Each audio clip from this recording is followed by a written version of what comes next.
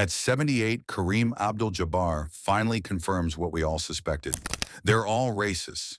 But what started as painful experiences with discrimination became the foundation for one of the most inspiring transformation stories in sports history. The man who dominated basketball courts for 2 decades didn't just break scoring records, he broke down barriers and redefined what it meant to be an athlete with a purpose.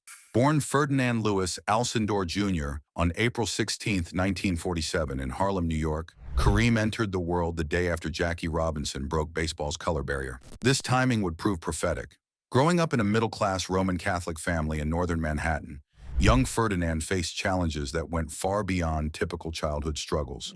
By age 9, he stood 5 feet 8 inches tall, and by 7th grade, he had reached 6 feet 5 inches. This extraordinary height, inherited from his 6 foot 8 inch grandfather, made him a constant target for racial discrimination and bullying from classmates and fans. The summer of 1964 changed everything for the 17-year-old future legend. New York City erupted in the Harlem Riot, a 6-day explosion of violence triggered by the fatal police shooting of 15-year-old James Powell. Rather than hiding from the chaos, Abdul-Jabbar participated in a poverty program with a creative journalism workshop. He worked for the Harlem Youth Action Project newspaper and wrote his own account of the events. What he discovered shocked him. The mainstream New York papers incorrectly labeled every injured person as a rioter. Abdul-Jabbar's first-hand reporting revealed a different truth. Many of those hurt were innocent people caught away from their homes. This direct encounter with media falsehood and institutional bias became a foundational moment in his life. The experience taught him that systemic racism wasn't just an abstract concept, but a living, breathing force that shaped narratives and destroyed lives. He had seen it, documented it, and understood its power. This understanding would fuel his future activism and transform him from a young athlete into a committed crusader for justice. During this same transformative summer, influential mentors guided his growing social awareness. His journalism instructor, Al Calloway, educated him about great African kingdoms and Black history during slavery, instilling pride in his heritage. That summer also brought an extraordinary opportunity, meeting Dr. Martin Luther King Jr., who had come to Harlem to speak with program participants. During a press conference, Abdul-Jabbar asked King a question and later expressed deep admiration for King's courage in advocating for change through nonviolence. If you're inspired by stories of athletes who use their platforms for positive change, hit that subscribe button and let us know in the comments which moment from Kareem's early activism resonates most with you. College at UCLA intensified Abdul-Jabbar's intellectual and spiritual evolution. He discovered the autobiography of Malcolm X, which resonated deeply with his own experiences. Malcolm's story helped him realize he was a victim of institutional racism that had imprisoned him long before any physical prison existed. Abdul-Jabbar felt similarly confined, describing himself as being imprisoned by an image of who he was supposed to be. This powerful feeling of being trapped by external expectations led him on a path of self-realization and spiritual liberation. His study of Islam offered a way to connect with his African heritage and confront the racial challenges of his era. In 1971, he officially changed his name from Ferdinand Louis Alcindor Jr. to Kareem Abdul-Jabbar. This wasn't merely a religious decision, but a radical political statement, a move from an inherited identity to a chosen one, a public declaration of his refusal to be defined by a society that sought to confine him to a prepackaged, acceptable stereotype. The name change fueled a profound transformation in his public persona. Abdul-Jabbar rejected the traditional role expected of Black athletes, which he felt was exemplified by pioneers like Jackie Robinson. Robinson, he believed, was primarily expected to simply make base hits because white people thought he wasn't good enough. For Abdul-Jabbar's generation, this was no longer sufficient. He refused to play by the typical rules of etiquette expected of African-American athletes, to be humble, grateful, cheerful, and above all, apolitical. Instead, white sports writers and fans often saw him as quiet and brooding.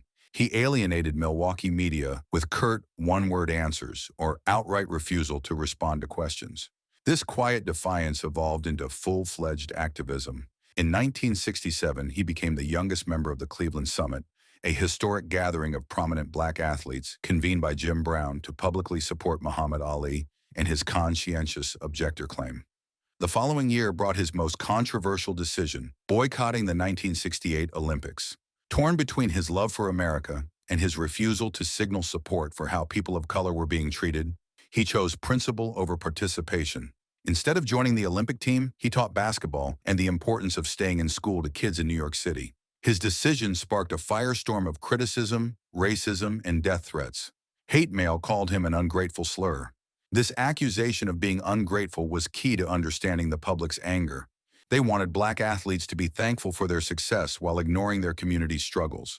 Abdul-Jabbar's life wasn't just defined by political evolution, but by remarkable physical and personal resilience. In 1967, during his dominant college career, the NCAA implemented the Alcindor rule, outlawing the slam dunk in direct response to his prowess. This seemingly retaliatory move forced him to evolve his game. Instead of relying on height and athleticism to dunk over opponents, he perfected his signature shot, the skyhook. This swooping hook shot utilized his height and range while requiring minimal physical contact or athletic exertion. It became his way of dominating through superior intellect and strategic adaptation rather than brute force. Physical challenges continued throughout his career. He suffered a scratched cornea in his left eye in 1968 while playing for UCLA and was injured again in 1974 with the Milwaukee Bucks, missing 16 games. This second injury prompted him to begin wearing his iconic protective goggles, which became a permanent fixture for his remaining career. The goggles symbolized both his vulnerability and his pragmatic solution to constant threats. He also broke his hand in the 1974 incident and again in 1977 when he famously punched Kent Benson, resulting in a 21-game suspension and the largest NBA fine in history at that time. The most devastating personal challenge came on January 31, 1983, when fire broke out and virtually destroyed his Bel Air home while he was on a road trip with the Lakers in Boston. The fire caused an estimated $2.5 million in damage. While no one was injured, the personal loss was immense. The fire consumed his most significant career accolades, including all 6 MVP trophies and 4 NBA championship rings. For many, losing such tangible symbols of a life's work would be devastating. However, Abdul-Jabbar later reflected on the incident with philosophical detachment, stating he didn't really need that stuff around. The fire didn't diminish his legacy, it purified it. By stripping away physical markers of success, it reaffirmed his belief that true value lay in substance and impact, not physical accolades. Following his trade to the Los Angeles Lakers in 1975, Abdul-Jabbar's career was revitalized. His partnership with Magic Johnson created the Showtime era, leading to 5 NBA championships during the 1980s. He retired in 1989 after 20 seasons with a list of records that firmly established him as one of the game's greatest players. At retirement, no NBA player had amassed more points, blocked more shots, or won more MVP awards. His final tally included 6 NBA championships, 6 MVP awards, 2 Finals MVP awards, and a record 19 All-Star selections. His post-retirement life continued the intellectual and cultural pursuits that defined his career. He transitioned to writing, acting, and coaching. His literary works include his memoir, Giant Steps, and historical books like Brothers in Arms about World War II's forgotten heroes. He appeared in films and became a vocal advocate for cancer research after being diagnosed with leukemia in 2009. His contributions were formally recognized in 2016 when President Barack Obama awarded him the Presidential Medal of Freedom. Kareem Abdul-Jabbar's life story demonstrates the power of conviction, resilience, and pursuing substance over fleeting symbols. His on-court dominance provided a platform he deliberately and courageously used to engage with pressing social issues. From the formative experiences of the 1964 Harlem Riot to his controversial Olympic boycott, he consistently refused to separate his identity as an athlete from his identity as a black man and global citizen. His ability to transform physical setbacks into strategic advantages mirrors his approach to life, navigating adversity not with brute force, but with intelligence and grace.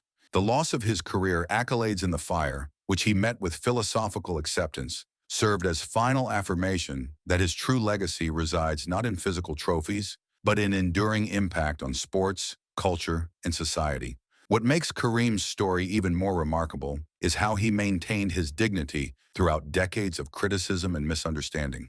When mainstream media painted him as difficult or ungrateful, he never wavered from his principles. His quiet strength became his signature. While other athletes might have crumbled under the pressure of death threats and public backlash, Abdul-Jabbar used each challenge as fuel for his mission. The sky hook that defined his basketball career became a perfect metaphor for his life philosophy. Just as the shot was unstoppable because of its unique angle and precision, His approach to activism was equally effective because it came from an authentic place of conviction rather than seeking approval. He understood that real change required patience, intelligence, and unwavering commitment to truth. Even during his lowest moments, including the devastating house fire that consumed his most prized possessions, he demonstrated remarkable perspective. His response revealed the depth of his character, understanding that material achievements, while meaningful, could never define the true measure of a person's worth. This wisdom came from years of facing adversity and choosing growth over bitterness. The defiance that once made him controversial ultimately became his greatest strength. By refusing to conform to society's expectations of how a black athlete should behave, he opened doors for future generations to express themselves authentically. His willingness to sacrifice popularity for principle created a blueprint that countless athletes continue to follow today. This is why at 78, when Kareem Abdul-Jabbar speaks about the racism he faced, we finally understand what we always suspected, that his greatest victories weren't scored on basketball courts, but in the hearts and minds he changed through courage and conviction. Subscribe to hear more inspiring stories of athletes who changed the world. And tell us in the comments what lesson from Kareem's journey you'll carry forward in your own life.